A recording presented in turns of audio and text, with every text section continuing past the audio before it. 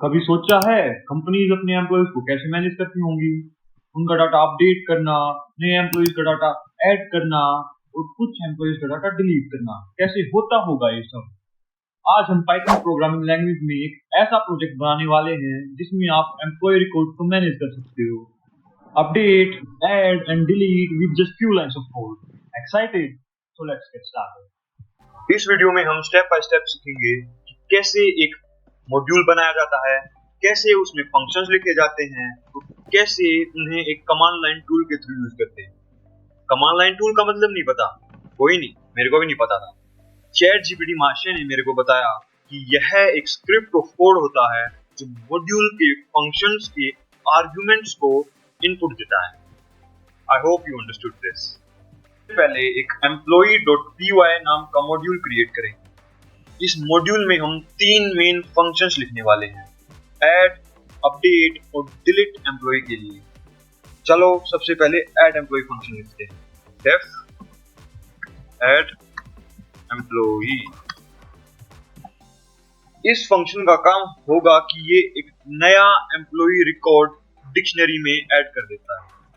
तो let's define a dictionary first. Employees, इस dictionary में एम्प्लॉय का आईडी की होगा और उसका नाम और डिपार्टमेंट वैल्यू होगा by using nested dictionary. I will explain it in 1 minute. So def employee function में आर्गुमेंट हो गया एम्प्लॉय का आईडी, उसका नाम और उसका डिपार्टमेंट। इन आर्गुमेंट्स की वैल्यू हम अपने कमांड लाइन इंटरफेस से लेंगे। So, if employee ID in employees, then return employee already exists. नहीं तो एम्प्लॉई डिक्शनरी में एक नया की ऐड कर दो जो होगा, लेट मी चेक, जो होगा एम्प्लॉई आईडी, जिसकी वैल्यू होगी एक और डिक्शनरी जिसके अंदर होंगे दो की वैल्यू पेयर्स, एक तो नेम के लिए नेम और एक डिपार्टमेंट के लिए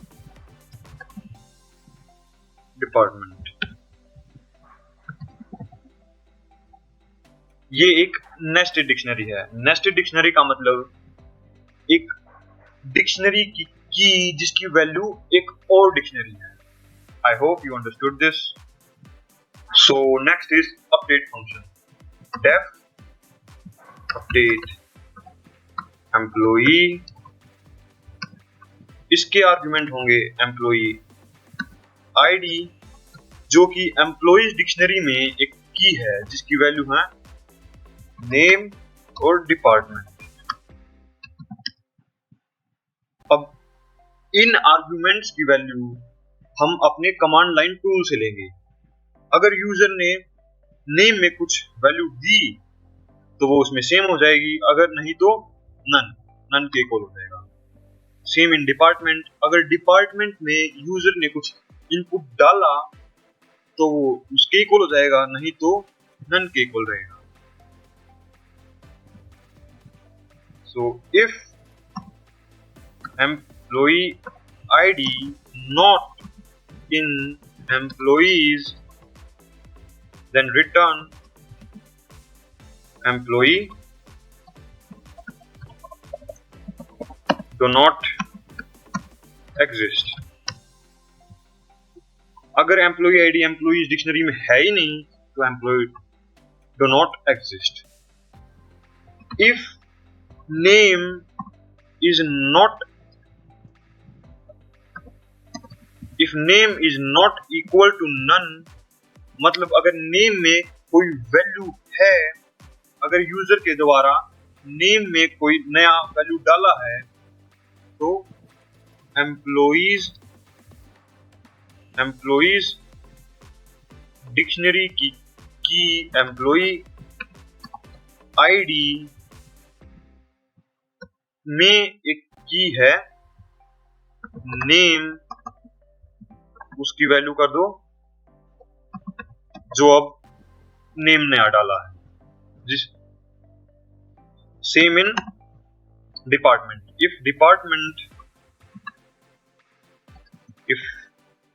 department is not equal to none, then employees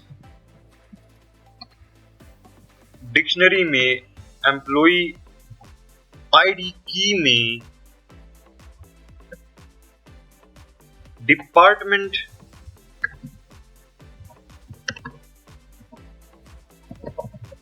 की में की वैल्यू कर दो department. Let me do it right. तो ये नेस्टेड डिक्शनरी की अनपैकिंग है। So now return employee updated successfully. Let me make you understood this again. Def update employee की arguments है employee ID, name और department। इन arguments की value हम लेंगे कमांड लाइन टूल से। अगर यूजर ने नेम वेरिएबल में कुछ नया इनपुट डाला तो वो उसके बराबर हो जाएगा, नहीं तो नन के बराबर रहेगा, मतलब जो प्रीवियस था। Same in department, if employee ID is not in employees, return employee do not exist. अगर नेम नन के इक्वल नहीं है तो एम्प्लॉइज में एम्प्लॉय आईडी एक की है, उसके अंदर नेम एक और की है, उसकी वैल्यू कर दो नेम। सेम इन डिपार्टमेंट, अगर डिपार्टमेंट नन के इक्वल नहीं है, मतलब डिपार्टमेंट में कुछ वैल्यू है, तो एम्प्लॉइज आईडी की एम्प्लॉय आईडी में जो कि यूजर के द्वारा इनपुट की गई है, उसके अंदर एक और की है डिपार्टमेंट, उसकी वैल्यू कर दो department. So now return employee updated successfully. Now we have delete function. Def delete employee, इसमें आर्गुमेंट होगा एम्प्लॉय का आईडी जो कि एक की है, और एक की पूरे के पूरे की वैल्यू पेयर को डिलीट करने के लिए एनफ है। If employee ID not in employees, then return employee to not exist। मतलब अगर एम्प्लॉय आईडी एम्प्लॉइज में नहीं है तो उसको डिलीट भी कैसे करेंगे हम? else tell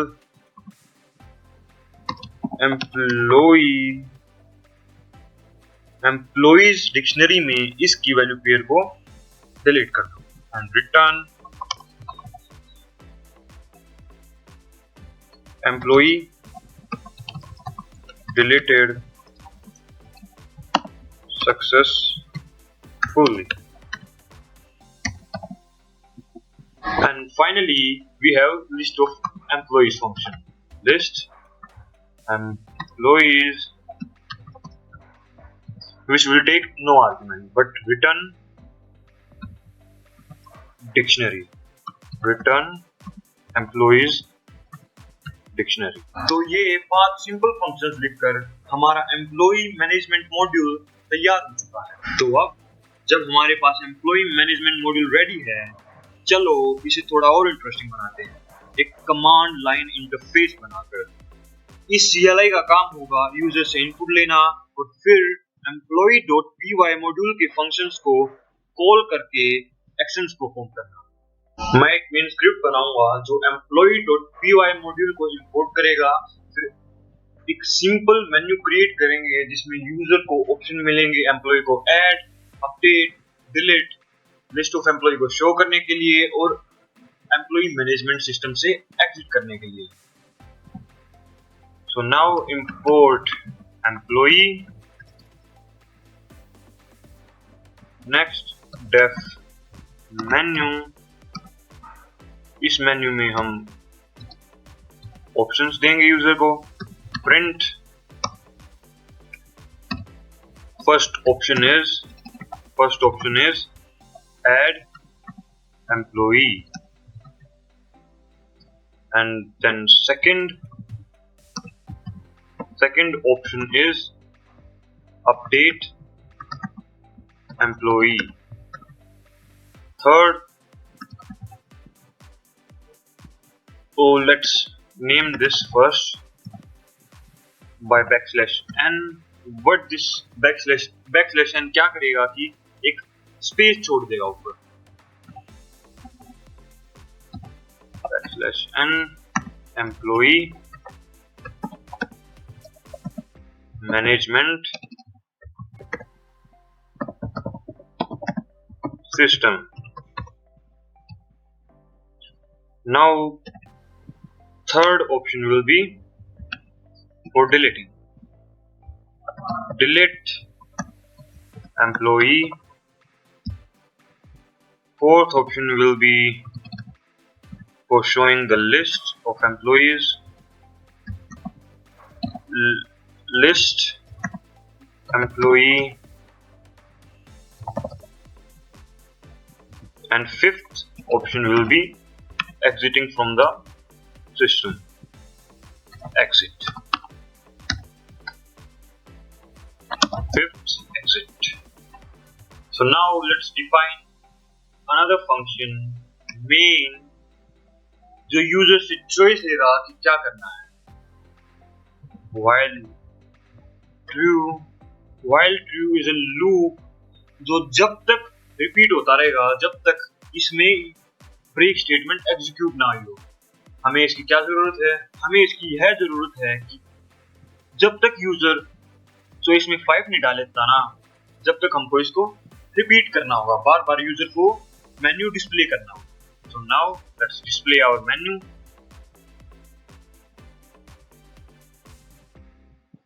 Let's take choice from the user. Input. Enter your choice. तो अब अगर यूजर ने चॉइस की 1 तो वो एम्प्लॉय को ऐड करना चाहता है. So employ ID is equal to input enter employ ID. ये क्यों कर रहे हैं हम? ये हम इसलिए कर रहे हैं कि हम इस फंक्शन के आर्गुमेंट की वैल्यू को इनपुट ले पाए. So next argument is name. Name is equal to input enter employee name. Let's do it right. Next is department. Input enter employee department. So now let's run the function. Print from employee module dot add employee function के arguments की value है employee ID name comma department जो हमने user से input लिया है. अगर user ने चॉइस 2 डाल दी तो वो एम्प्लॉय को अपडेट करना चाहता है. So let's take input of these arguments. Employee ID is equal to input enter employee ID. Let's copy it because these all will be the same.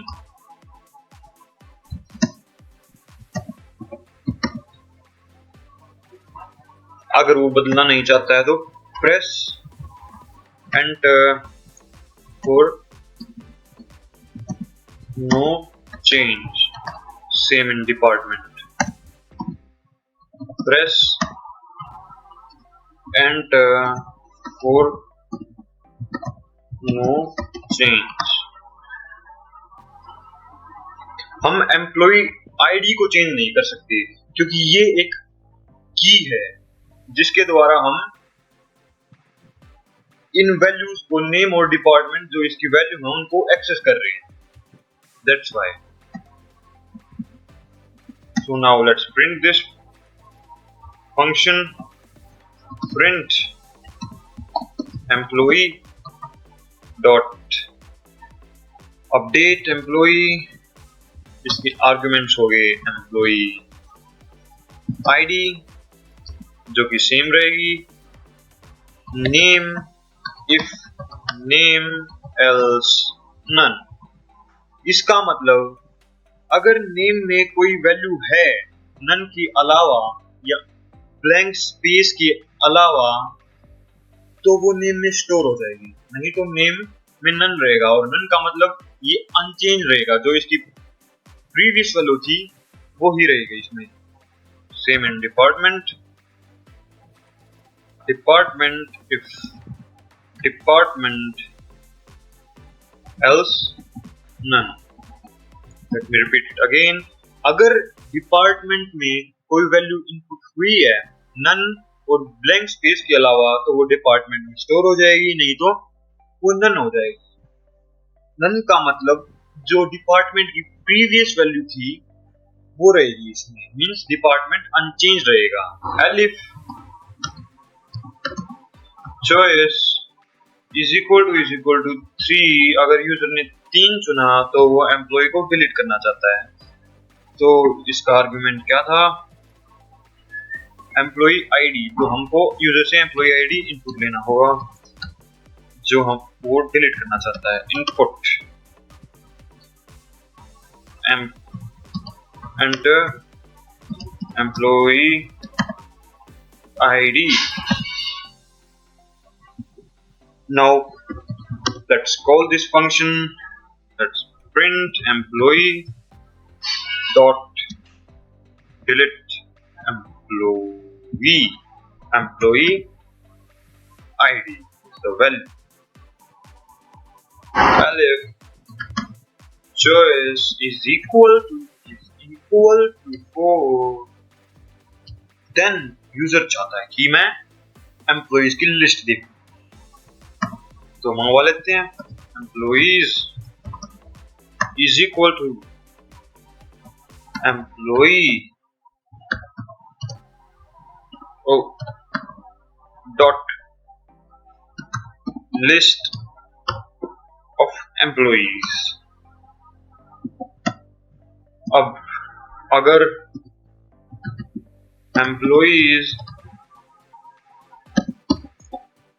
None के equal नहीं है, मतलब एम्प्लॉइज में कुछ है नन और ब्लैंक स्पेस के अलावा, तो for employ ID comma details in employ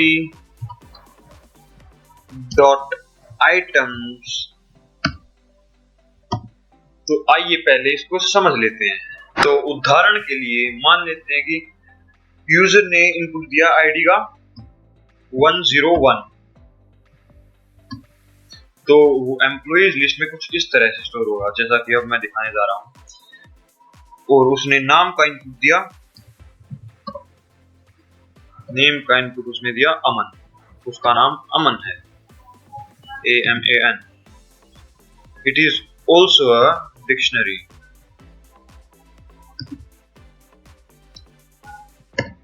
और उसका डिपार्टमेंट है, डिपार्टमेंट है उसका design, he is a designer, design. Employees में तो ये स्टोर होगा, और एम्प्लॉइज डॉट आइटम्स में क्या स्टोर होगा कि ये डिक्शनरी के की वैल्यू पेयर्स को अलग अलग करके टपल्स में स्टोर कर लेता है एक लिस्ट में, लाइक दिस। मतलब ये जो की है ये एक अलग टपल में स्टोर होगा, और जो इसकी वैल्यू है ये एक अलग टपल में स्टोर होगा। ये हमको लूपिंग करने में आसान हो जाता है, क्योंकि हम अब इसके जीरो और फर्स्ट इंडेक्स को लूप कर सकते हैं, जैसा कि अब हम करेंगे इसमें। तो इसमें ये वाली डिक्शनरी एज इट इज आ जाएगी। So this thing is in employ dot items. So now print with f string id is employee id.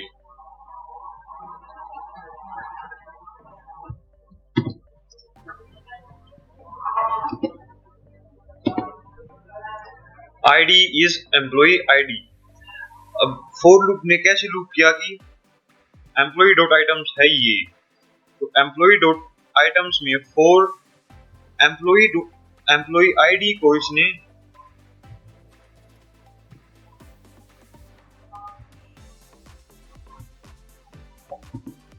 तो फॉर लूप ने कैसे लूप किया कि एम्प्लॉय आईडी को इसने जीरो इंडेक्स पकड़ा दिया, जो कि हमेशा ही एम्प्लॉय की आईडी रहेगी इसमें, और डिटेल्स को फर्स्ट इंडेक्स पकड़ा दिया जो कि डिटेल्स रही। So let's print with f string id will be employee id and name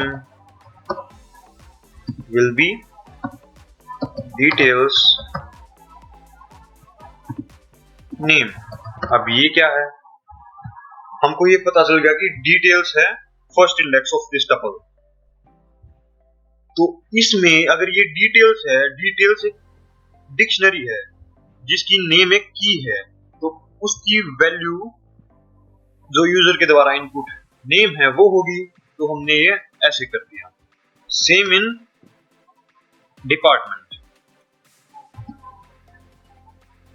let's do it. Department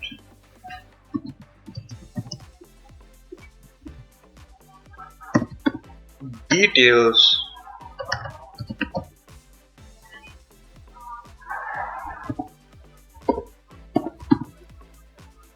department.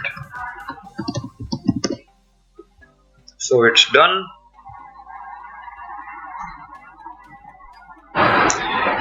Elif choice is equal to 5, then user चाहता है कि भाई बंद कर दे इसको, कर दे बंद। then exiting employee management system.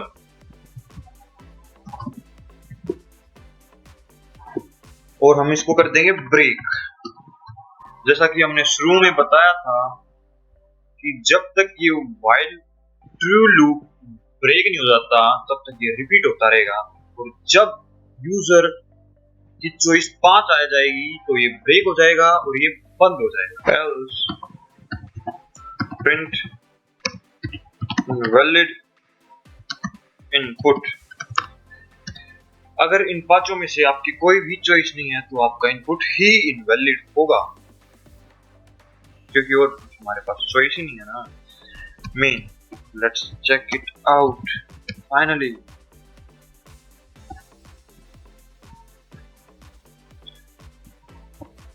तो हमारा choice Let's check it out.